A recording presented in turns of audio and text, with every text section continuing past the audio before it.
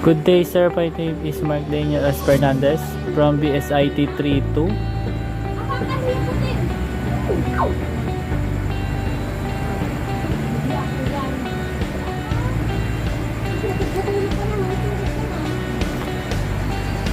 Una po is dapat meron po tayong nakasave na or may naka-upload po tayo na iris.csv para po mapaghanap po natin yung code.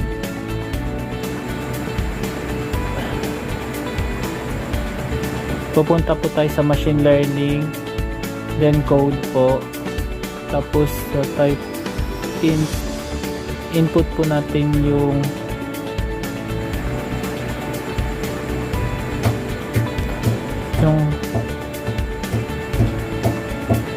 yan po, tapos input po natin yung from as import in.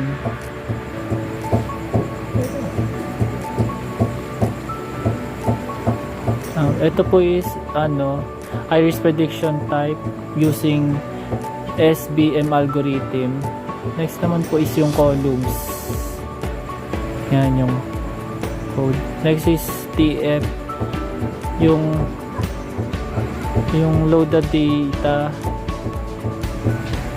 Yan po yung DFPD read CSV, yan load the data. Next po is TF head df.head, yan po yung mga data na lalabas. Yan, ayan po yung mga data. Next po is yung df describe.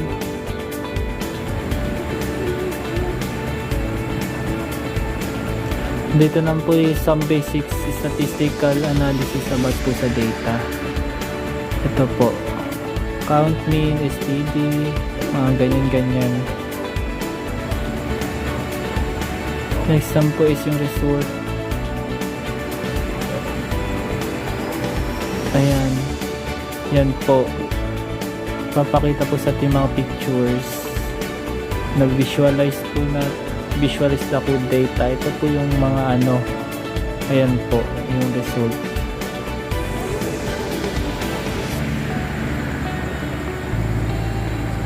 Next one po yung separate pictures and target. Ito po yung code data, def values, x data, and y data.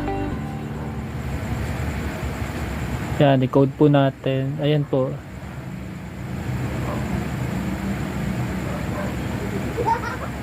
Dito po para po ma-calculate yung each pictures with all classes.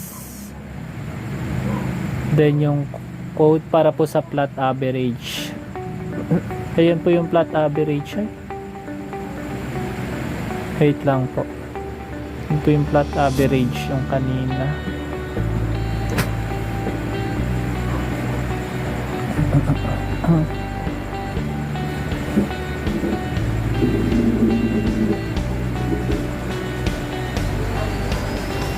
Then maganda po tayo ng split the data to hashtag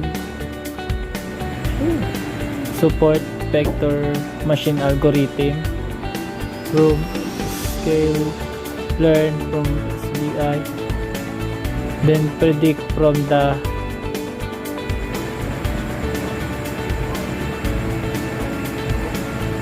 ito. Next kung gagawin natin, ito pinag-predict ng test database. Ito po yung mga predictions. Then next is calculate the accuracy. Meron po siyang 1.0.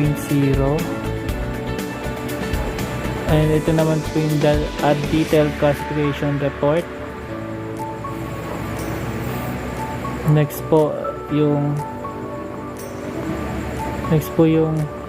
yung array, yung 3 to 1 is 0.2. yan po import for prediction. Ayan po yung prediction recipe. from input vector. Next is save the model, then load the model. Dun po save the model to the model. Yan po. And that's it po.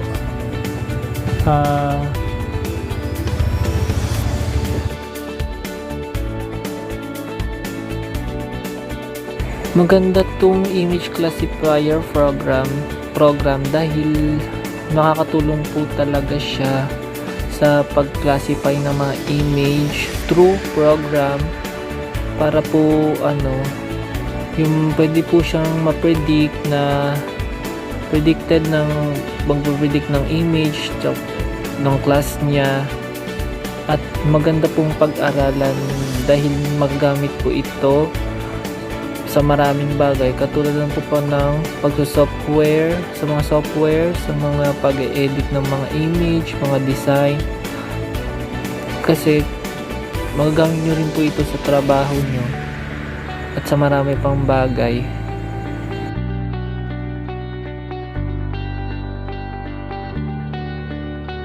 Pwede mong ma-apply yung knowledge mo sa computer software sa real world dahil maggamit mo to sa maraming bagay, katulad na lang ng pag-edit ng mga photos through programs, and na makakatulong para sa iyong mga pangailangan, katulad ng mga kunwari gusto mo mag-design ng mga logo, mga image, ganun.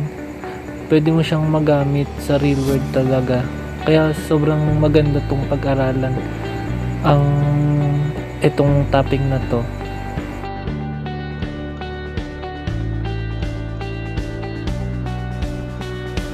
Sa panahon ngayon, ang mga computer engineering is kailangan dahil mas advanced na ang technology natin at nasa new generation na tayo.